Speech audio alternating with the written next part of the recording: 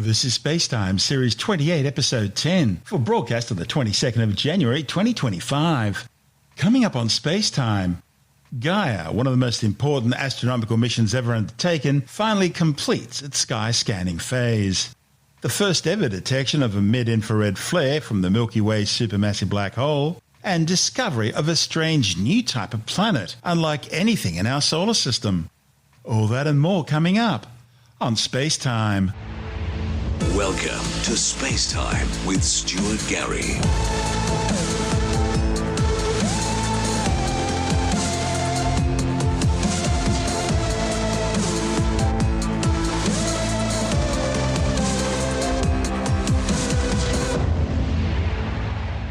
Well, it was one of the most important scientific missions ever undertaken. The European Space Agency's Milky Way mapper Gaia spacecraft has finally completed the sky scanning phase of its journey, in the process changing our understanding of our galaxy.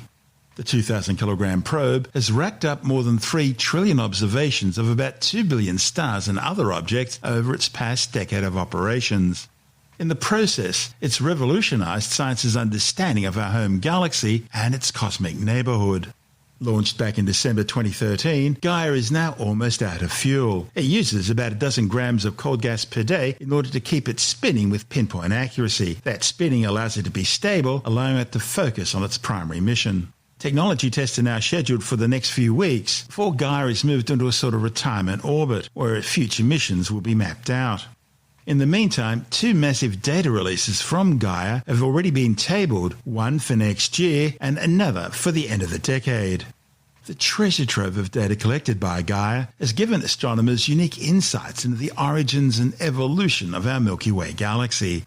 See, Gaia's been mapping the positions, distances, movements, brightness changes, composition, and numerous other characteristics of billions of stars, repeatedly monitoring them with its 3 instruments over the course of its mission. This has enabled Gaia to deliver on its primary role, building the largest and most precise map of the Milky Way, showing our home galaxy like no other mission has ever done before. In fact, it's given us the best reconstructed view of how our galaxy might look to an outside observer. This new impression of the Milky Way incorporates Gaia data from a multitude of papers over the past decade, and it contains major changes from previous models. Even basic ideas have been revised, such as the rotation of our galaxy's central bar, the warp in the galaxy's disk, the detailed structure of our spiral arms, and interstellar dust near the Sun. Gaia's repeated measurements of stellar distances, motions, and characteristics are key to performing galactic archaeology on our Milky Way galaxy, in the process revealing missing links in our galaxy's complex history, helping scientists better understand its origins. From detecting the ghosts of other galaxies that have been cannibalized by the Milky Way and multiple streams of ancient stars that merged with the Milky Way early in its history, to finding evidence for an ongoing collision with a Sagittarius dwarf galaxy today, Gaia is rewriting the Milky Way's history and making predictions about its future. In the process of scanning the stars in our own galaxy, Gaia's also spotted other objects, ranging from asteroids in our solar system to galaxies and quasars, the bright and active centers of galaxies powered by monstrous supermassive black holes outside our Milky Way. For example, Gaia's provided pinpoint precision orbits for more than 150,000 asteroids, and it's had such high-quality measurements, it's even been able to uncover possible moons around hundreds of these asteroids. It's also created the largest 3-dimensional map of about 1.3 million quasars, with the furthest shining bright when our universe was just 1.5 billion years old. Gaia's also discovered a new breed of black holes, including one with a mass of nearly 33 times that of our Sun, hiding in the constellation Aquila, less than 2,000 light-years from Earth. It's the first time a black hole of stellar origins this big has been spotted within the Milky Way.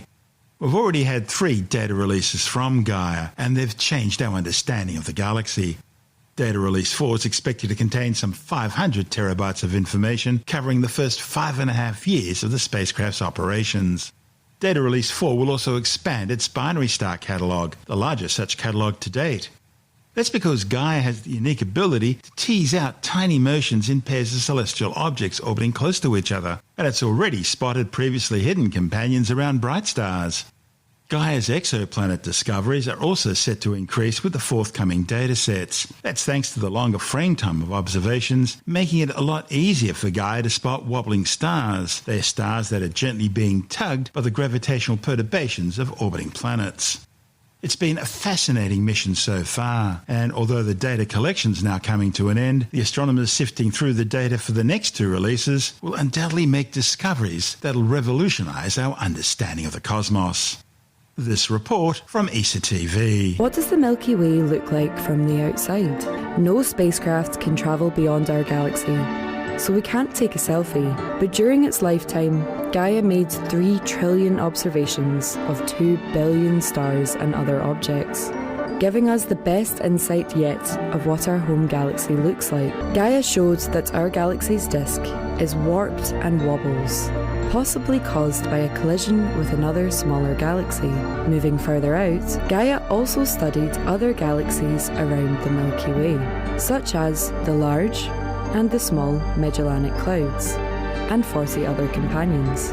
Gaia revealed our galaxy's turbulent history by tracking the movements of streams of stars. Gaia gives a unique view of our Milky Way, scanning our galaxy from the inside out, building a more detailed map than ever before, fundamentally changing what we thought we knew about our home galaxy, where our sun is embedded among billions of stars.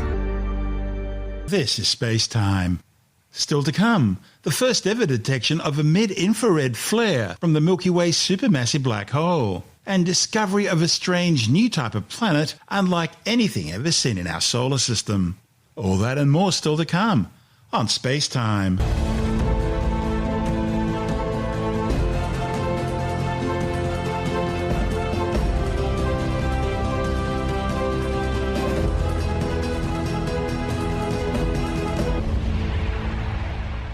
Astronomers have made the first ever detection of a mid-infrared flare emanating from Sagittarius A star, the Milky Way's central supermassive black hole.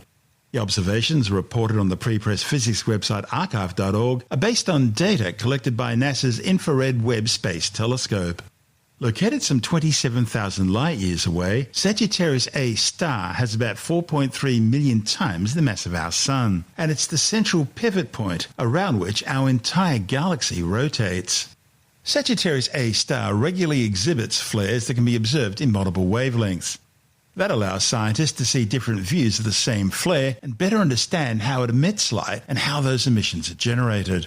But despite a long history of successful observations and even imaging the cosmic beast using the Event Horizon Telescope in 2022, one crucial piece of the puzzle, the mid-infrared observations, have been missing until now. Infrared radiation has longer wavelengths than visible light, but shorter wavelengths than radio. And mid-infrared sits in the middle of the infrared band. It allows astronomers to observe objects like flares, which are often difficult to observe in other wavelengths because of the impenetrable clouds of gas and dust which block out the view from Earth. See, until this study, no one had yet successfully detected Sagittarius A's variability in the mid-infrared. That left a gap in science's understanding of what causes these flares, and therefore raises questions about whether the theoretical models of the supermassive black hole are actually complete. One of the study's authors, Joseph McHale from the Harvard Center for Astrophysics, says Sagittarius A's flare evolves and changes quickly, in just a matter of hours, and not all these changes can be seen at every wavelength. For over 20 years, astronomers have known what happens in the radio wave band and what happens in near-infrared light, but the connection between them, the mid-infrared, was never 100% clear or certain. McHale says these new observations in the mid-infrared fills that gap and connects the two. Mind you, scientists still aren't 100% sure what causes these flares, so they rely on models and simulations, which they then compare with observations to try and understand where it's all coming from. Now, many simulations are suggesting that flares in Sagittarius A star are being caused by the bunching up of magnetic field lines in the supermassive black hole's turbulent accretion disk, a disk of matter surrounding the black hole's event horizon, on which material is being crushed and torn apart at the subatomic level before falling beyond the event horizon and into the singularity of the black hole. When two magnetic field lines approach, they can connect to each other and then release a huge amount of energy. Now, the byproduct of this so-called magnetic reconnection is synchrotron emissions. That occurs when energized electrons travel at speeds close to the speed of light along the magnetic field lines, and they can emit the high-energy photons powering the flare. But because the mid-infrared spectral range sits between the sub-millimeter and near-infrared, it keeps its secrets locked away about the role of electrons, which would need to be cool in order to release energy to power the flares. The new observations are consistent with the existing models and simulations, and that adds another little piece to the puzzle, supporting the theory of what lies behind the flares. The research indicates that there may be a connection between the observed variability at millimeter wavelengths and the observed mid-infrared flare emissions. Simultaneous observations using the sub-millimeter array telescope, the Nuclear Spectroscopic Telescope Array NuSTAR, and the Chandra X-ray Observatory filled in the additional part of the story. Sadly, no flares were detected during the X-ray observations, likely because this particular flare simply didn't accelerate electrons to high enough energies.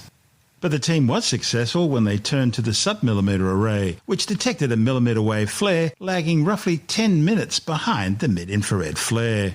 It all adds to the puzzle picture. This is SpaceTime. Still to come, astronomers have discovered a strange new type of planet unlike anything in our solar system. And later in the science report, a new study suggests that carrots can improve the treatment of type 2 diabetes. All that and more still to come on SpaceTime.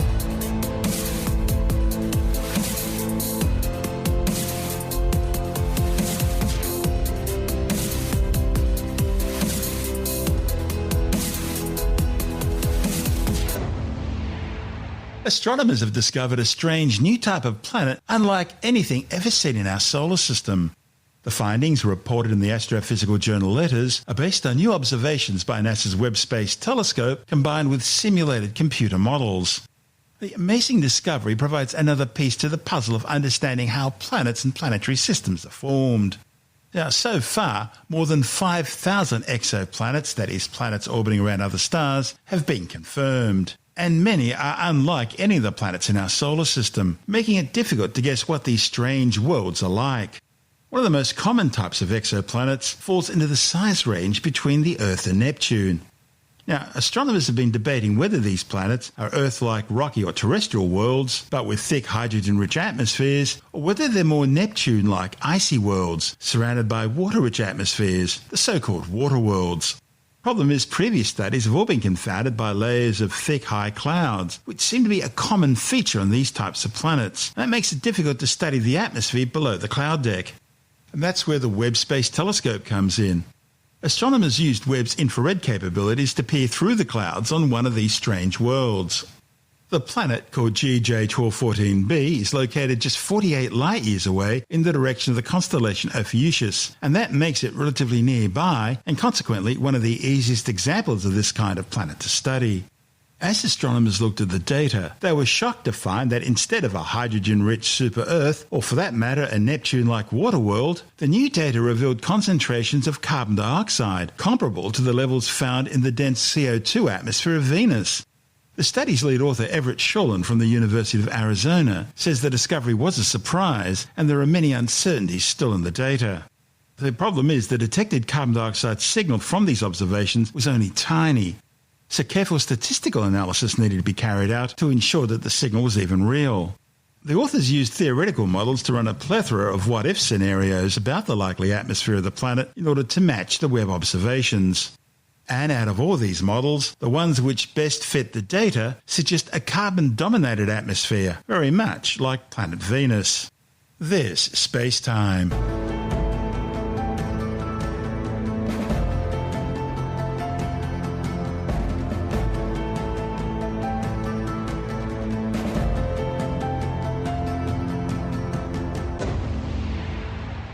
And time now to take another brief look at some of the other stories making news in science this week with the Science Report.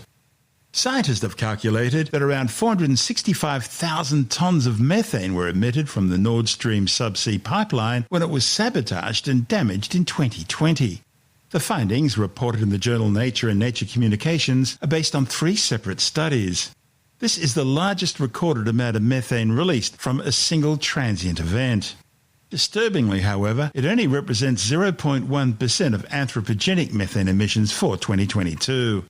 In the Nature paper, the authors found around 465,000 tonnes of methane were emitted into the atmosphere, equivalent to about 1.2% of all emissions from natural gas and 0.3% of methane emissions from agriculture. An accompanying Nature Communications paper suggests that some 14% of the Baltic Sea experienced dissolved methane concentrations 5 times greater than average natural levels. In fact, it may have impacted up to 23 marine protected areas. A second Nature Communications paper looked at the secondary release of methane into the atmosphere after being dissolved in the seawater, and it looked at the distribution of that methane which escaped from the pipelines. A new study suggests that eating carrots can improve the treatment of type 2 diabetes. You see, carrots enhance the body's ability to regulate blood sugars, and they positively influence the composition of gut bacteria. Type 2 diabetes treatment typically involves dietary changes and medication, though many people experience side effects from the pharmaceuticals. A report in the journal Clinical and Transitional Science found that carrots could offer a natural and potentially side effect-free way to complement existing treatments. The authors studied the effects of carrots over 16 weeks on 2 groups fed a calorie-matched diet. One group were given diet supplements which included 10% freeze-dried carrot powder, and the results showed that the group receiving the carrot powder exhibited improved blood sugar regulation as measured by glucose tolerance tests. The study showed that carrots altered the composition of the gut microbiome, the billions of microorganisms living in the gut that play a crucial role in digestion and health. Carrots contain bioactive compounds that enhance a cell's ability to absorb sugar, thereby aiding in blood sugar regulation. These bioactive substances derived from unsaturated fatty acids are also present in other vegetables from the carrot family, including parsley, celery, and parsnips. While it might not be easy to insert it into your ear, scientists at Meta claim that your smartphone could soon be the equivalent of the fabled Babel fish from The Hitchhiker's Guide to the Galaxy. See, in Hitchhiker lore, the Babel fish was a small fish capable of real-time language translations. While most existing machine learning translation systems are text-oriented, or they involve multiple steps, often translating speech into text and then converting it into speech in another language, the new model, called Seamless M4T, does immediate speech-to-speech translations covering 101 languages. A report in the journal Nature claims the new artificial intelligence model is capable of filtering out background noise and adjusting to speech variations, with 23% more translation accuracy than other translators. Australia's largest telecommunications company, Telstra, has just signed on to SpaceX's Starlink broadband internet satellite service. With the details, we're joined by technology editor Alex Zaharov-Reutt from TechAdvice.life. Yeah, now late last year, the New Zealand company 1NZ announced that it was launching satellite connectivity for regular mobile phones, in this case the Galaxy Flip 6, the Fold 6, the Galaxy S24 Ultra and the Oppo Find X8. Funnily enough, no mention of the iPhone there that's had emergency satellite capabilities for the last couple of years with the iPhone 14 onwards. But Telstra's announced that it is bringing what is known as direct-to-handset or satellite-to-mobile text messaging to customers in Australia. And this is going to be for those people who don't have mobile coverage. It's not launched yet. It's launching later this year. The boilerplate text says that any LTE, or which is a 4G phone or above, can do this. But given the New Zealanders only specified a certain number of phones, we're yet to see what Telstra is going to be offering. But satellite connectivity is going to eventually also extend to data. Now, this won't stop the 4G, 5G and 6G networks being rolled out. You get much faster connectivity ping times, but it'll fill in all the black spots. And 2025 and onwards is the year that the tyranny of distance is yet once again smashed into ever greater irrelevancy. Is this just with Starlink or is it with other satellite providers as well? Look, so far it's only with Starlink, but Amazon is launching a whole bunch of satellites. China's launching satellites. Eventually there'll be other constellations that can do the same thing as well. But Elon Musk has been launching rocket after rocket on SpaceX, and Starlink has been launching version 2 satellites that can do much more in terms of bandwidth and data and speeds and latency. So Elon Musk Starlink is first, but others will undoubtedly follow. That's Alex Zaharov-Reutt from TechAdvice.life.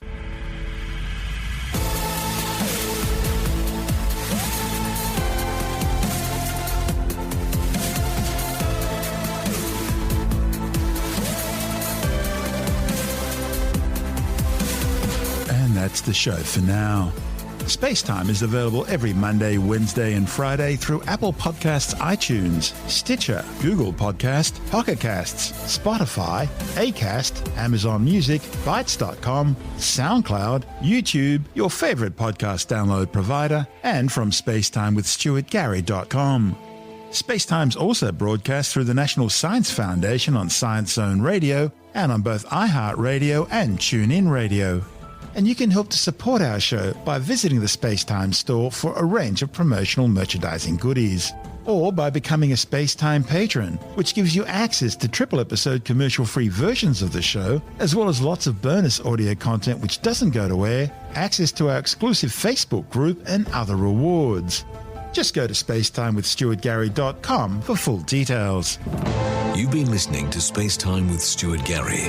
This has been another quality podcast production from Bytes.com.